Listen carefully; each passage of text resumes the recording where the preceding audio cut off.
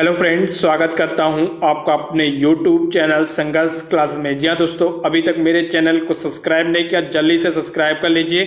साथ में bell icon button जो दबा दीजिए, जिससे कि मेरी सभी वीडियो आप तक पहुंचती रहे। चलिए आज की क्लास की शुरुआत करते हैं। आज की क्लास में हम अगर बात करें हिंदी की, तो हिंदी की यहाँ पर एकदम बेसिक से यानी कि जीरो से शुरुआत करने वाले हैं। अगर आपने अभी तक हिंदी को कहीं पढ़ा हो तो अच्छी बात है, अगर नहीं पढ़ा हो तब भी कोई दिक्कत नहीं है, यहाँ से आप स्टार्ट कर सकते हैं। जो कि आने वाले परीक्षा जैसे कि यूपीपी यानी कि उत्तर प्रदेश पुलिस, या फिर हो गई यूपीएसआई की, या फिर बिहार शिक्षक भर्ती में भी हिंदी के जो पूछा जाता है, लगभग आपको ये मान के चलिए वहाँ पर अगर देखें तो 80 से 90% कोर्स है यानी कि सिलेबस आपको यहाँ पर मिल जाएगा। चलिए आज बात करते हैं। देखिए हिंदी की जो बात करें यूपी यानी कि देखिए यूपीपी की, तो हम इसको बेस मानकर यहाँ पर हम क्लास को पढ़ाएंगे। तो यहाँ पर अगर हम बात करें यूपीपी में, तो यहाँ पर लगभग 37 या फिर 38 क्वेश्चन हिंदी से आपको देखने को मिलेंगे। तो इसलिए आप यहाँ पर हिंदी को एकदम बेसिक से आप अच्छे ढंग से पढ़ते हुए चलिएगा। चलिए बात करते हैं पहले चैप्टर की। तो पहला चैप्टर हमारा क्या होगा यहाँ पर, वर्णमाला। अगर हम बात करें वर्णमाला की, तो वर्णमाला किसे कहते हैं? वर्णों के व्यवस्थित समूह को क्या कहते हैं? वर्णों के व्यवस्थित समूह को क्या कहते हैं? वर्णमाला कहते हैं। पेपर में यहाँ से डायरेक्ट क्वेश्चन पूछ सकता है कि वर्णों के व्यवस्थित समूह को क्या कहते हैं, यानी कि वर्णमाला कहते हैं। ठीक है, तो यहां पर यह भी पूछ सकता है, या फिर पूछ सकता है वर्णमाला किसे कहते हैं। तो आपका राइट आंसर क्या होगा? वर्णों के व्यवस्थित समूह को क्या कहते हैं? वर्णमाला कहते हैं। अगर बात करें वर्णमाला में कुल कितने वर्ण होते हैं? कुल कितने वर्ण होते हैं? 52 वर्ण होते हैं, जिसमें से 11 स्वर और 33 मूल व्यंजन होते हैं। चलिए बात करते हैं वर्ण की। तो वर्ण किसे कहते हैं? तो मुख से निकलने वाली प्रत्येक सार्थक ध्वनि क्या कहलाती है? हमारे वर्ण कहलाते हैं। तो यहां पर नोट करके लिख लीजिए कि उच्चारण की दृष्टि से भाषा की सबसे छोटी इकाई क्या है? ध्वनि है। तथा लेखन की दृष्टि से सबसे छोटी इकाई क्या है? तो हमारी वर्ण है। देखिए पेपर में यहां पर 3 तरीके से प्रश्न पूछ सकता है। कौन कौन से? एक पूछेगा उच्चारण की दृष्टि से भाषा की सबसे छोटी इकाई क्या है, तब आपका राइट आंसर क्या होगा? ध्वनि होगा। लेकिन अगर पूछ लेगा लेखन की दृष्टि से भाषा की सबसे छोटी इकाई क्या है, तो वहां पर आपका राइट आंसर क्या होगा? वर्ण होगा। लेकिन अगर ना तो उच्चारण की दृष्टि से ना तो लेखन की दृष्टि से बोले, केवल यह बोले कि भाषा की सबसे छोटी इकाई क्या है, तो वहां पर आपका राइट आंसर क्या होगा? वर्ण होगा। चलिए आगे चलते हैं, बात करते हैं हिंदी व्याकरण में हिंदी वर्णमाला को 2 भागों में बांटा गया है। कौन कौन से? स्वरवर्ण और व्यंजन वर्ण। तो यहां पर हम पहले बात देखेंगे किसे? स्वरवर्ण को देखेंगे। चलिए बात करते हैं स्वरवर्ण की। तो स्वरवर्ण किसे कहते हैं? जिन वर्णों का स्वतंत्र अस्तित्व होता है तथा जिनके उच्चारण में अत्यंत कम समय लगता है, उसे क्या कहते हैं? स्वरवर्ण कहते हैं। इनकी संख्या कितनी होती है? 11 होती है। कौन कौन से? अ आ इ ई उ ऊ ए ऐ ओ और री। इनकी संख्या कितनी होती है? 11 होती है। कौन कौन से? अ आ इ ई उ ऊ ए ऐ ओ और री। चलिए बात करते हैं इन्हीं के स्वरवर्ण के भेद की। तो स्वरवर्ण कितने प्रकार के होते हैं, या स्वरवर्ण के कितने भेद होते हैं? 3 भेद होते हैं। कौन कौन से? हास्य स्वर, दीर्घ स्वर और प्लुत स्वर। पहले हम क्या देखेंगे? हास्य स्वर की। तो हास्य स्वर किसे कहते हैं? जिन स्वर वर्णों के उच्चारण में अत्यंत कम समय लगता है और जिनका स्वतंत्र अस्तित्व होता है, उनको क्या कहते हैं? हास्य स्वर वर्ण कहते हैं। इनकी संख्या कितनी होती है? 4 होती है। कौन कौन से? आ ई उ री। देखिए यहां से आपको याद करना पड़ेगा।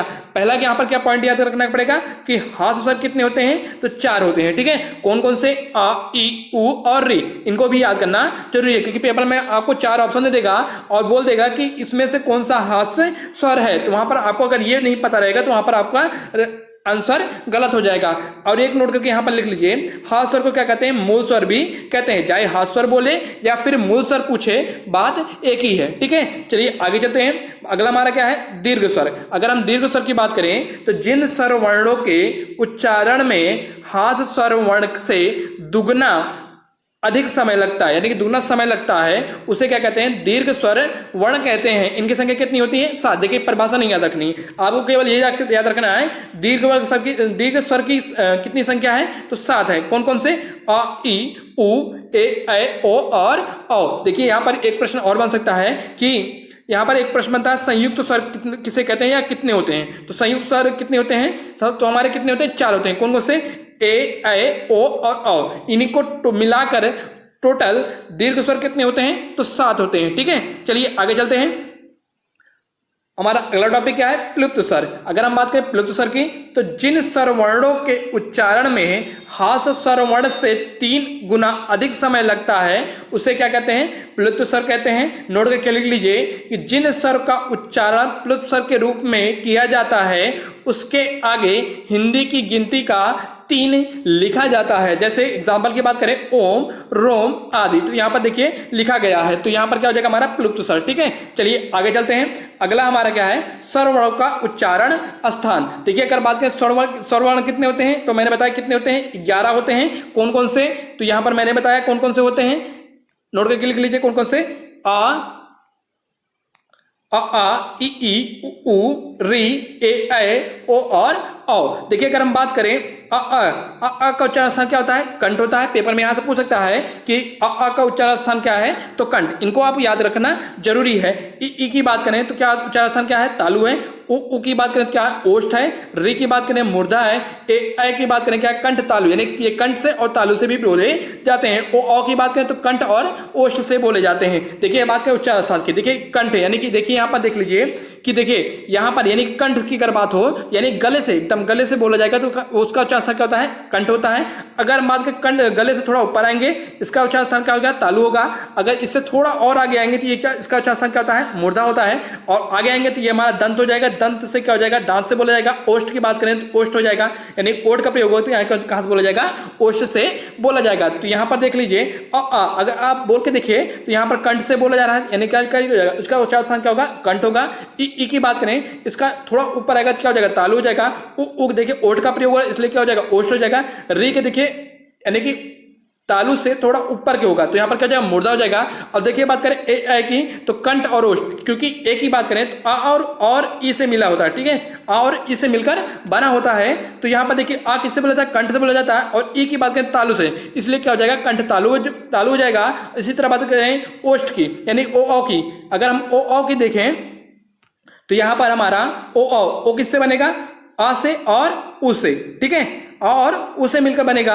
आ हमारा क्या हो जाएगा, आ कहां से बोला जाता है, कंठ से बोला जाता है। और उ कहां से बोला जाता है, हमारा ओष्ठ से बोला जाता है, इसलिए क्या हो जाएगा, कंठ ओष्ठ हो जाएगा। ठीक है, चलिए आगे चलते हैं। आगे अगला हमारा क्या है, व्यंजन। देखिए हमने पढ़े स्वर वर्ण को पढ़ लिया, अब बात करें किसकी, व्यंजन की। तो व्यंजन की अगर बात करें तो स्वर की सहायता से बोले जाने वाले वर्ण क्या कहलाते हैं, व्यंजन कहलाते हैं। यानी कि ऐसे वर्ण जो स्वर की सहायता से बोले जाते हैं उन्हें क्या कहते हैं, व्यंजन कहते हैं। प्रत्येक व्यंजन में एक स्वर मिलता है। यदि व्यंजन में से स्वर को हटा दिया जाए तो वह व्यंजन हलंत युक्त होता है। कहने का मतलब क्या है, ये खा किससे मिलकर बना, खा और आ से, यानी कि स्वर यहां पर लगा हुआ है। ठीक है, अगर खा में स्वर को अलग कर दें तो ये खा हमारा जो मिला क्या, हलंत युक्त मिला है, और इसी को क्या बोलेंगे, आधा खा बोलते हैं। ठीक है, अगर हम बात करें हिंदी में मूल व्यंजन की तो मैंने बताया शुरू में मूल व्यंजन कितने होते हैं, 33 होते हैं। इसके अलावा 4 संयुक्त व्यंजन, अतः हिंदी में कुल व्यंजनों की संख्या कितनी होती है, 39 होती है। चलिए बात करते हैं व्यंजन के भेद की। अगर हम बात करें व्यंजन के भेद की तो व्यंजन के कितने भेद होते हैं, 4 भेद होते हैं। कौन कौन से, स्पर्श व्यंजन, अंतःस्थ व्यंजन, ऊष्म व्यंजन और संयुक्त व्यंजन। अब बात करें पहला हमारा क्या है, स्पर्श व्यंजन। अगर हम बात करें स्पर्श व्यंजन की तो जिन व्यंजन वर्णों के उच्चारण में कंठ, तालु, मूर्धा, दंत, ओष्ठ आदि का अधिक प्रयोग होता है उन्हें स्पर्श व्यंजन कहते हैं। देखिए आपको परिभाषा नहीं याद रखनी, आपको केवल ये याद रखना है कि स्पर्श व्यंजन की संख्या कितनी होती है, 25 होती है। स्पर्श व्यंजन को 5 भागों में बांटा जा सकता है। कौन कौन से, देखिए एक का वर्ग, चा वर्ग, टा वर्ग, ता वर्ग और पा वर्ग। यहां पर जो प्रश्न बनता है कि का वर्ग का उच्चारण स्थान क्या होता है, तो क्या होता है, कंठ होता है। और पूछ लेगा चा वर्ग का उच्चारण स्थान क्या होगा, तो तालु होगा। टा वर्ग का उच्चारण स्थान क्या होगा, तो मूर्धा होगा। ता वर्ग का उच्चारण स्थान क्या होगा, तो दंत होगा। और पा वर्ग का उच्चारण स्थान क्या होगा, ओष्ठ होगा। देखिए पहली बात यह देख लीजिए, का वर्ग यानी देखिए का वर्ग में कितने वर्ण हैं, तो 5 वर्ण हैं। चा वर्ग में कितने वर्ण हैं, 5 वर्ण हैं। टा वर्ग में कितने वर्ण हैं, यहां पर भी 5, ता वर्ग में भी 5 और पा वर्ग में 5, तो टोटल कितने हो गए, 25 वर्ण हो गए। ठीक है, तो यानी कि हमारा स्पर्श व्यंजन में कुल कितने वर्ण हैं, 25 हैं। और यहां पर मैंने बताया कि का वर्ग कहां बोला जाता है, कंठ से। चा वर्ग कहां बोला जाता है, तालु से। टा वर्ग कहां से बोला जाता है, मूर्धा से।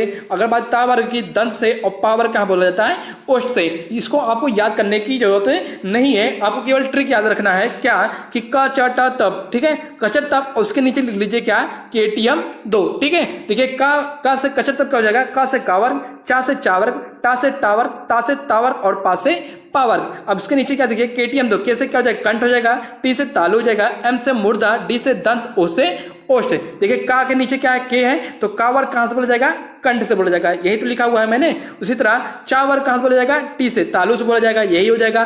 टावर कहां से, एम से यानी कि मूर्धा से, तो यहाँ पर टावर किससे बोला जा रहा है, मूर्धा से बोला जाएगा। और तावर के साथ से डी से यानी दंत से बोला जाएगा। अगर बात करें पावर की, पावर कहां का उच्चारण क्या होगा, ओष्ठ होगा। तो आपको इसको रटने की जरूरत नहीं है, यही ट्रिक आपको याद रखना है कि कचट तब उसके नीचे क्या लिखना है, केटीएम दो। चलिए आगे चलते हैं, बात करते हैं अंतःस्थ व्यंजन की। तो जिन व्यंजनों का उच्चारण स्वरों और व्यंजनों के मध्य होता है उन्हें क्या कहते हैं, अंतःस्थ व्यंजन कहते हैं। परिभाषा याद करने की जरूरत नहीं है, पेपर में आपसे केवल यही पूछेगा अंतःस्थ व्यंजन कितने होते हैं, तो 4 होते हैं। अब ये याद कर लीजिए कौन कौन से, या, रा, ला और वा, इनको याद रखना क्योंकि पूछ लेगा, डायरेक्ट पूछ लेगा कि ला वर्ण को क्या कहते हैं, अंतःस्थ व्यंजन, स्पर्श व्यंजन, संयुक्त व्यंजन या फिर इनमें से कोई नहीं। तो वहां पर आपका राइट आंसर क्या होगा, अंतःस्थ व्यंजन होगा। तो यहां पर क्या याद रखना है कि अंतःस्थ व्यंजन की संख्या कितनी होती है, 4 होती है। कौन कौन से होते हैं, या, रा, ला और वा। यहां पर नोट करके लिख लीजिए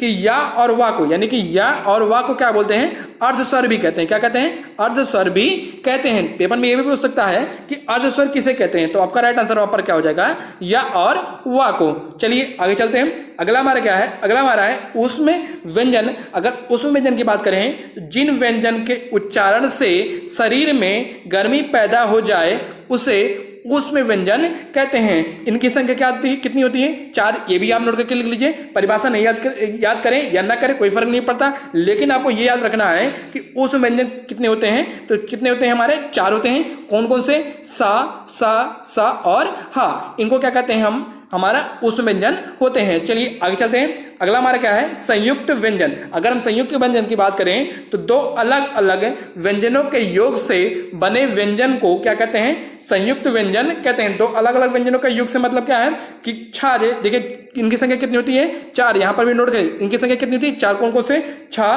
त्र, ज्ञ और स्रा। अब देखिए यहां पर बोला है 2 अलग अलग व्यंजनों के योग से, ठीक है। तो छा किससे मिल बना है, आधा का और सा से, त्र किससे मिलकर, ता और रा से, ज्ञा किससे मिलकर बना है, जा और या से, और स्रा किससे मिलकर बना, सा और रा से। तो 2 अलग अलग व्यंजनों के योग से मिलकर बने व्यंजन को क्या कहलाते हैं, तुम्हारे संयुक्त व्यंजन कहलाते हैं। इनकी संख्या कितनी होती है, 4 होती है। कौन कौन से, छ, त्र, ज्ञ और स्रा। चलिए आगे चलते हैं, अगला हमारा क्या है, उच्छिष्ट व्यंजन। तो नोट करके लिख लीजिए कि जिन व्यंजन वर्णों का उच्चारण करते समय जीभ उलटकर श्वास वायु को बाहर फेंकती है वे उच्छिष्ट कहलाते, व्यंजन कहलाते हैं। इनकी संख्या कितनी होती है, तो नोट करके लिख लीजिए, केवल ये लिख लीजिए कि उच्छिष्ट व्यंजन कितनी होती है, संख्या कितनी होती है, 2 होती है। कौन कौन से, डा और ढा को क्या कहते हैं, उच्छिष्ट व्यंजन कहते हैं। नोट करके लिख लीजिए, उच्छिष्ट व्यंजन को द्विस्पष्ट, द्विगुण या फिर ताड़न जात व्यंजन आदि नामों से जाना जाता है। देखिए यहां पर पेपर में ये डायरेक्ट क्वेश्चन पूछ सकता है कि उच्छिष्ट व्यंजन अगर पूछेगा तो इसकी संख्या कितनी होती है, 2 होती है। कौन कौन से, डा और ढा। अगर पूछ ले द्विस्पष्ट की संख्या कितनी होती है, तब भी क्या हो जाएगा, 2 हो जाएगा। कौन कौन से, डा और ढा। या फिर ताड़न जात बोल देगा तब भी इसकी संख्या कितनी होती है, 2 होती है और डा और ढा, ठीक है। चाहे उच्छिष्ट व्यंजन पूछे, चाहे द्विस्पष्ट व्यंजन या फिर द्विगुण या फिर ताड़न जात, इसका मतलब एक ही है। चलिए आगे चलते हैं, अगला हमारा क्या है, नासिक के व्यंजन। अगर नासिक के व्यंजन की बात करें तो प्रत्येक वर्ग के पंचमाक्षर का उच्चारण करते समय फेफड़ों से उठने वाली वायु मुख के साथ साथ नाक के द्वारा भी बाहर निकलती है, अतः इन वर्णों को क्या कहते हैं, नासिक वर्ण व्यंजन कहते हैं, ठीक है। इनकी संख्या कितनी होती है, तो 5 होती है। यानी कि देखिए यहां पर कहने का मतलब क्या है, प्रत्येक वर्ग का 5वां वर्ण, यानी कहने का मतलब क्या है, मैंने बताया था इससे पहले, क, च, ट, त और पा, यानी का वर्ग का, चा वर्ग का, टा वर्ग का, ता वर्ग और पा वर्ग, इन सब का 5वां वर्ण, कौन सा, 5वां वर्ण हमारा क्या कहलाएगा, नासिक के व्यंजन कहलाएगा। तो इस कितने वर्ग हैं, 1 2 3 4 5 वर्ण है,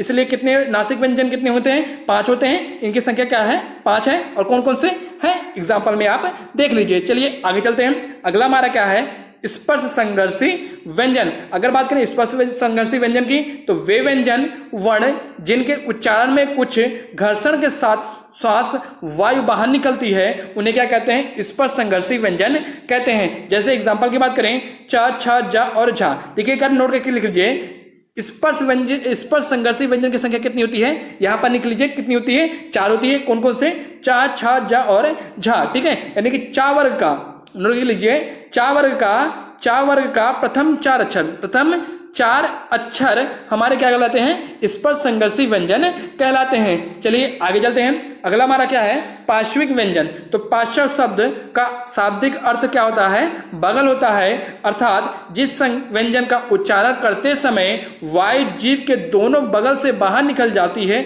वह पार्श्विक व्यंजन कहलाता है। तो पार्श्विक व्यंजन की संख्या कितनी होती है, तो नोट करके लीजिए कितनी होती है, 1 होती है। कौन सी, तो ला को क्या कहते हैं, पार्श्विक व्यंजन कहते हैं, या फिर पार्श्विक व्यंजन की संख्या कितनी होती है, 1 होती है। अगला चलते हैं। अगला हमारा क्या है, लुंठित व्यंजन। तो जिस व्यंजन वर्ण का उच्चारण करते समय वायु जीभ के ऊपर से लुढ़कती हुई बाहर निकलती है उसे लुंठित व्यंजन कहा जाता है। क्योंकि इस वर्ण का उच्चारण करते समय जीभ में कंपन भी होती है, अतः इसे प्राकंपित व्यंजन भी कहते हैं। देखिए यहां पर देखिए लुंठित व्यंजन पूछे या फिर प्राकंपित, लुंठित व्यंजन या फिर प्राकंपित व्यंजन पूछे तो कि इसकी संख्या कितनी होती है, 1 होती है। कौन किसे कहते हैं, तो रा को क्या कहते हैं, प्राकंपित व्यंजन या फिर लुंठित व्यंजन कहते हैं। चलिए आगे चलते हैं। अगला हमारा क्या है, काकल्य व्यंजन। अगला हमारा क्या है, काकल्य व्यंजन। अगर बात करें काकल्य व्यंजन की तो हिंदी वर्णमाला में हा को काकल्य व्यंजन कहते हैं क्योंकि इनका उच्चारण स्थान कंठ से थोड़ा नीचे होता है, यानी गले से अगर थोड़ा नीचे जाएंगे तो इसका उच्चारण स्थान क्या होता है, गले से थोड़ा नीचे। तो नोट करके लिख लीजिए हिंदी वर्णमाला में वा को दंतोष्ठ व्यंजन भी कहते हैं। तो काकल्य व्यंजन की संख्या कितनी होती है, यहां पर भी आप याद रख लीजिए कितनी होती है, हाँ कितनी होती है, 1 होती है। और कौन सी, हाँ। चलिए आगे चलते हैं। अभी तक हमने पढ़ लिया क्या, स्वर वर्ण पढ़ लिया और व्यंजन वर्ण पढ़ लिया। अब स्वर वर्ण के कुछ और भेद होते हैं, उनको भी हम देखेंगे। पहला क्या होता है, जीभ के आधार पर, जीभ के प्रयोग के आधार पर स्वर वर्ण के भेद। दूसरा क्या है, मुख द्वार खुलने के आधार पर भेद। अगर हम बात करें जीभ के प्रयोग के आधार पर स्वर वर्ण भेद की तो ये कितने प्रकार के होते हैं, 3 प्रकार के। कौन कौन से, अग्र स्वर, मध्य स्वर या फिर केंद्रीय स्वर। अगला हमारा क्या है, पश्च स्वर। अगर हम बात करें मुख द्वार खुलने के आधार पर स्वरवर्ण के भेद की तो ये कितने प्रकार के होते हैं, 4 प्रकार के। कौन कौन से, विवृत, अर्धविवृत, संवृत, अर्धसंवृत। तो पहले हम क्या देखेंगे, जीभ के प्रयोग के आधार पर स्वरवर्ण के भेद को। तो चलिए स्टार्ट करते हैं। बात करते हैं पहला है हमारा क्या, अग्रस्वर। अग्रस्वर किसे कहते हैं, जिन स्वरों के उच्चारण में जीभ के आगे, अगर देखिए अग्र माने क्या हो गया, आगे, तो जीभ के आगे जिन स्वर के उच्चारण में जीभ के आगे का हिस्सा उठता है उसे क्या कहते हैं, अग्रस्वर वर्ण कहते हैं। अगर हम बात करेंगे संख्या की तो इनकी संख्या कितनी होती है, 4 होती है। कौन कौन से, ई, ए और ए। तो इन 4 को क्या कहते हैं, अग्रस्वर कहते हैं। नोट करके लिख लीजिए, क्योंकि पेपर में आपसे जो पूछा जाएगा इसकी संख्या पूछ ली जाएगी, कितनी होती है, 4 होती है। कौन कौन से, इसको याद रखना है, यहां से आपसे प्रश्न बन सकता है। कौन कौन से होते हैं, ई और ए। इन 4 को क्या बोलते हैं, अग्रस्वर बोलते हैं। चलिए आगे चलते हैं। अगला हमारा क्या है, मध्य स्वर या फिर केंद्रीय स्वर। देखिए अगर बात करें मध्य स्वर या केंद्रीय स्वर की तो जिन स्वर के उच्चारण में जीभ के बीच का हिस्सा, देखिए मध्य या फिर केंद्रीय, स्पष्ट नाम से ही स्पष्ट है, मध्य या फिर केंद्रीय यानी कि बीच का। तो जिन स्वर का उच्चारण करते समय जीभ के बीच का हिस्सा उठता है उन्हें क्या कहते हैं, मध्य स्वर या फिर केंद्रीय स्वर कहलाता है। अगर हम बात करें इसी संख्या की तो कितनी होती है, 1 होती है। कौन सी, आ। ठीक है, चलिए आगे चलते हैं। अगला हमारा क्या है, पश्च स्वर। तो जिन स्वर के उच्चारण में जीभ के पीछे का हिस्सा उठता है तो उसे क्या कहते हैं, पश्च स्वर कहलाता है। इसकी संख्या कितनी होती है, 5 होती है। अगर हम बात करें कौन कौन से, तो आ, उ, ओ और अ, इन 5 को क्या कहते हैं, हम पश्च स्वर कहते हैं। देखिए पश्च स्वर नाम से स्पष्ट है, पश्च माने पीछे, ठीक है, पश्च माने पीछे। तो जिन स्वरों के उच्चारण में जीभ के पीछे का हिस्सा उठता है उसे क्या कहते हैं, पश्च स्वर कहलाता है। अगर इनकी संख्या की बात करें तो इनकी संख्या कितनी होती है, मैंने बता दिया 5 होती है। कौन कौन से, ये भी बताया, आ, उ, ओ और अ। देखिए यहाँ पर क्या हो गया, जीभ के प्रयोग आधार पर स्वरवर्ण के भेद को यहाँ पर हमने कंप्लीट कर लिया। अब बात करेंगे हम मुख्य द्वार खुलने के आधार पर स्वरवर्ण के भेद की। अगर हम बात करें कौन कौन से होते हैं, विव्रत, अर्धविव्रत, समृद्ध और अर्ध समृद्ध। तो हम पहले क्या देखेंगे, विव्रत को। तो चलिए बात करते हैं विव्रत की। तो विव्रत किसे कहते हैं, तो जिन स्वरवर्णों के उच्चारण में मुख द्वार सबसे अधिक खुलता है, ठीक है, जिन स्वर का उच्चारण करते समय मुख सबसे अधिक बार और सबसे अधिक खुले, उसे क्या कहते हैं, विव्रत स्वर कहते हैं। इसको परिभाषा में याद नहीं, समझने के लिए आप याद कर लीजिए। बाकी इसको याद रखना है क्या, इसकी संख्या कितनी होती है, एक होती है। और कौन सा स्वरवर्ण हमारा विव्रत कहलाता है, तो बड़ा आपको हम क्या कहते हैं, विव्रत स्वर कहते हैं। चलिए आगे चलते हैं, बात करते हैं अर्धविव्रत। देखिए नाम से ही स्पष्ट है। देखिए विव्रत में क्या था, सबसे अधिक खुलता था, और अर्धविव्रत में यानी कि आधा खुलेगा। क्या होगा, आधा खुलेगा। तो यहाँ पर जिन स्वर के उच्चारण में मुख द्वार विव्रत की तुलना में कम खुलता है, ठीक है, खुलता है, उसे क्या कहते हैं, अर्धविव्रत स्वर कहते हैं। अगर हम बात करेंगे संख्या की, तो इनकी संख्या कितनी होती है, 4 होती है। कौन कौन से, आ, ए, ओ और डॉक्टर वाला आ, तो इनकी संख्या कितनी होती है, 4 होती है। चलिए आगे चलते हैं। अगला हमारा क्या है, समृद्ध स्वर। तो अगर हम बात करें समृद्ध की, तो जिन स्वर वर्ण के उच्चारण में मुख द्वार सबसे कम खुलता है, विव्रत में क्या सबसे अधिक खुलता था और समृद्ध में क्या सबसे कम खुलेगा, तो उन्हें क्या कहते हैं, समृद्ध स्वर कहलाता है। अगर बात करेंगे संख्या की, तो इनकी संख्या कितनी होती है, 4 होती है। कौन कौन से, ई, उ और उ। ये भी याद रख लीजिएगा कि समृद्ध स्वर कितने होते हैं, 4 होते हैं। कौन कौन से, ई, उ और उ। चलिए आगे चलते हैं। हमारा क्या अगला है, अगला हमारा अर्ध समृद्ध। देखिए यहाँ पता है समृद्ध में क्या था, कम, सबसे कम खुलता था। अर्ध समृद्ध मतलब आधा खुलेगा, ठीक है। समृद्ध मतलब क्या था, थोड़ा सा कम, सबसे कम खुलता था, लेकिन अर्ध समृद्ध का मतलब क्या है कि आधा खुलेगा। तो जिन स्वरवर्णों के उच्चारण में मुख द्वार समृद्ध की तुलना में अधिक खुलता है, यानी कि समृद्ध में खुलता ही नहीं था मान के चलिए, तो उससे आधा, मतलब यहाँ पर क्या होगा, उससे अधिक खुलेगा, ठीक है।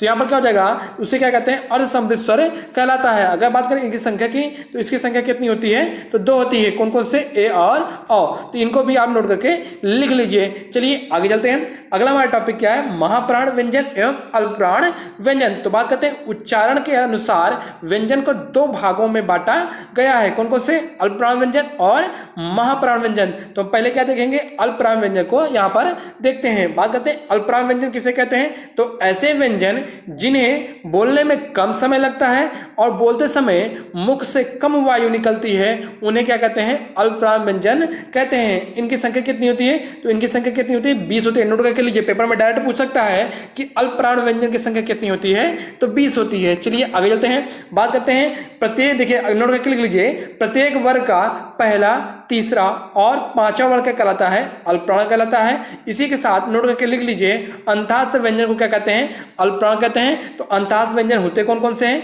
या, रा, ला और वा को क्या कहते हैं, अंतःस्थ व्यंजन कहते हैं। ये सब हमारे क्या कहलाते हैं, अल्पप्राण व्यंजन कहलाते हैं। इसके साथ सभी स्वर, जितने भी स्वर हैं, उन्हें क्या कहते हैं, अल्पप्राण व्यंजन कहते हैं। यहाँ पर देख लीजिए कि प्रत्येक वर्ग का पहला, तीसरा और 5वां वर्ग कहने का मतलब क्या है, यानी कि का वर्ग, चा वर्ग, टा वर्ग, ता वर्ग और पा वर्ग, ये हमारे सभी वर्ग हैं। इनका पहला, ठीक है, इनका पहला, तीसरा और 5वां वर्ण हमारे क्या होते हैं, हमारे अल्पप्राण व्यंजन होते हैं। तो यहाँ पर आपको क्लियर हो गया होगा कि पहला, तीसरा और 5वां वर्ण का क्या मतलब है। चलिए आगे चलते हैं। अगला हमारा क्या है, महाप्राण। तो महाप्राण व्यंजन किसे कहते हैं, तो नोट करके लिख लीजिए, ऐसे व्यंजन जिन्हें बोलने में अधिक, देखिए अल्पप्राण में क्या था कि ऐसे व्यंजन जिन्हें बोलने में कम प्रयत्न करना पड़ता था, और यहाँ पर क्या है, ऐसे व्यंजन जिन्हें बोलने में अधिक प्रयत्न करना पड़ता है और बोलते समय मुख से अधिक वायु निकलती है, उन्हें क्या कहते हैं, महाप्राण व्यंजन कहते हैं। इनकी संख्या कितनी होती है, तो 15। यहाँ पर मैं नोट करके लिख लीजिए कि महाप्राण व्यंजन की संख्या कितनी होती है, 15। यहां से डायरेक्ट आपसे क्वेश्चन बन सकता है पेपर में। चलिए बात करते हैं, नोट करके लिख लीजिए, प्रत्येक वर्ग का दूसरा और चौथा वर्ण क्या होता है, महाप्राण होता है। चारों उसमें व्यंजन क्या होते हैं, महाप्राण होते हैं। उसमें व्यंजन कौन कौन से होते हैं, सा, सा, सा और हा को क्या कहते हैं, उसमें व्यंजन कहते हैं। इसके अलावा एक उच्छिप्त व्यंजन, उच्छिप्त व्यंजन क्या कहता है, महाप्राण व्यंजन कहलाता है। कौन सा, ढा। देखिए अगर बात करें यहाँ पर दूसरा, प्रत्येक वर्ग का दूसरा चौथा यहाँ की बात करें, तो यहाँ पर प्रत्येक वर्ग का दूसरा चौथा के वर्ण क्या मतलब है कि ये का वर्ग का दूसरा, यानी का, चा, टा, ता और पा, इसका क्या हो जाएगा, दूसरा और चौथा वर्ण हमारा क्या कहलाता है, महाप्राण कहलाता है। बाकी पहला, तीसरा और 5वां वर्ण हमारा क्या कहलाता है, अल्पप्राण व्यंजन कहलाता है। चलिए यहाँ पर कंप्लीट हो गया। अब अगर बात है अगले टॉपिक की, तो हमारा अगला टॉपिक क्या है, घोष व्यंजन या फिर अघोष व्यंजन। तो कंपन उत्पन्न के आधार पर हिंदी वर्णमाला के दो भेद होते हैं। कौन कौन से? घोष, इसी को या फिर क्या बोलते हैं? साघोष, घोष या फिर साघोष, और दूसरा क्या हमारा?